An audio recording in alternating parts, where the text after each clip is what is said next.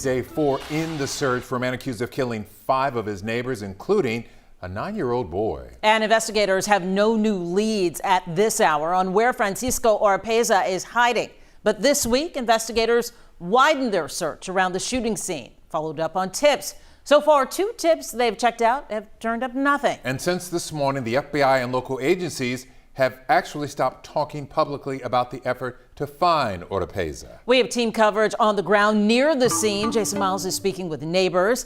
Anieli Ruiz talks one-on-one with the husband of one of the victims. But we start with Adam Bennett and what law enforcement is doing to try and catch Oropeza.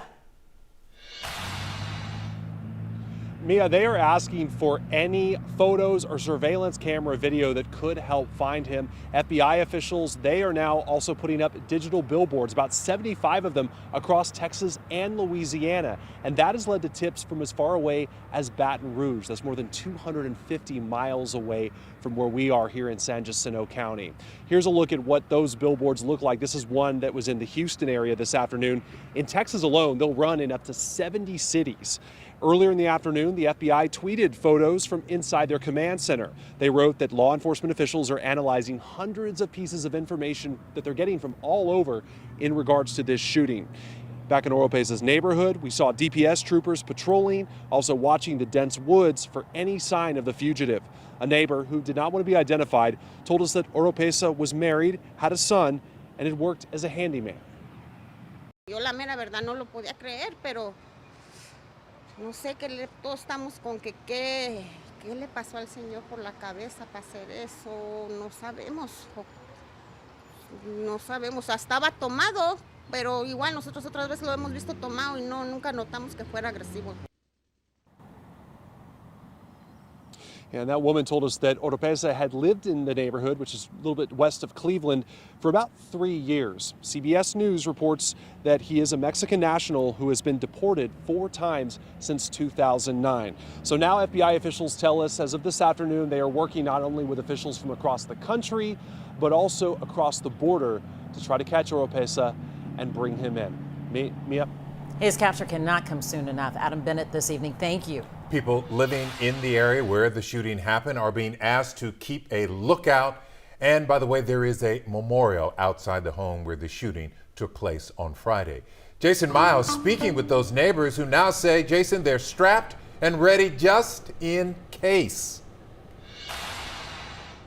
Just in case, that's right, Lynn. This area where I'm standing is known as Trails End here near Cleveland. Neighbors say gunshots are not totally uncommon, but they certainly never expected anything like what happened in the house you see behind me. Some neighbors recall hearing up to 20 gunshots Friday night, late Friday night, when this mass shooting was reported.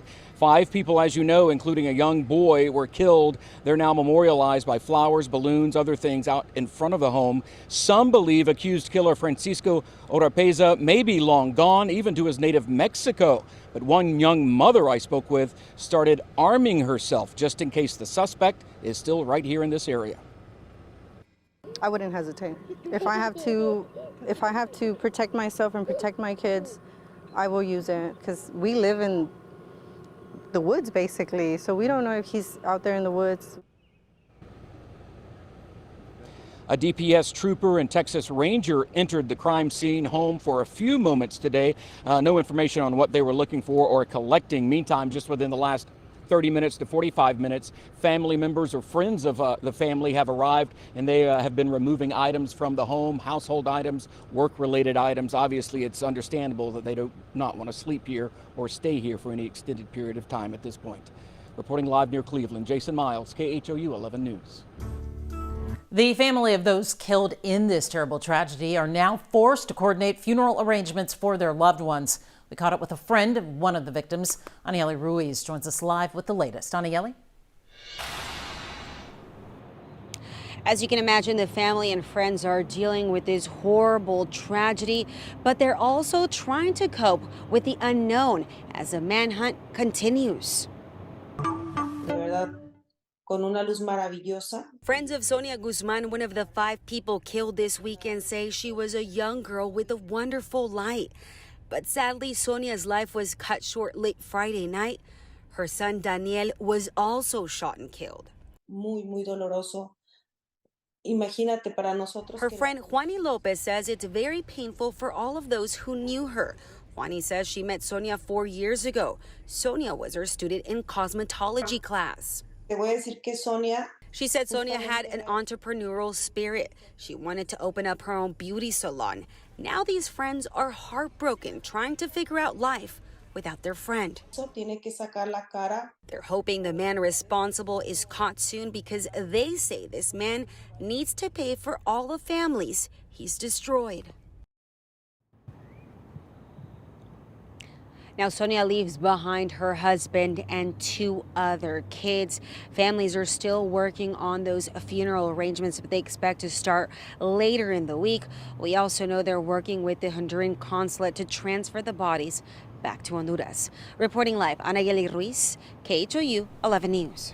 Such difficult details for them to have to tend to. Anayeli, thank you.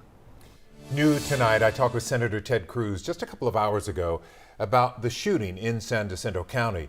He responds, in fact, to criticism from this guy, State Senator Roland Gutierrez, who represents Uvalde. He called out Cruz on Twitter today, saying it is Senator Cruz's gun policies that allows an illegal immigrant to get his hands on a weapon in the first place.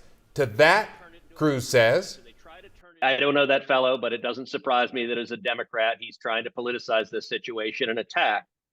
Let me point out, this mass murderer should never have been here in the first place. And the policies of the Democrats, open borders, causes real lives to be lost. I also asked Cruz if he agreed with President Biden's decision today to send 1,500 active duty troops to the border. He says Biden needs to change border policies first.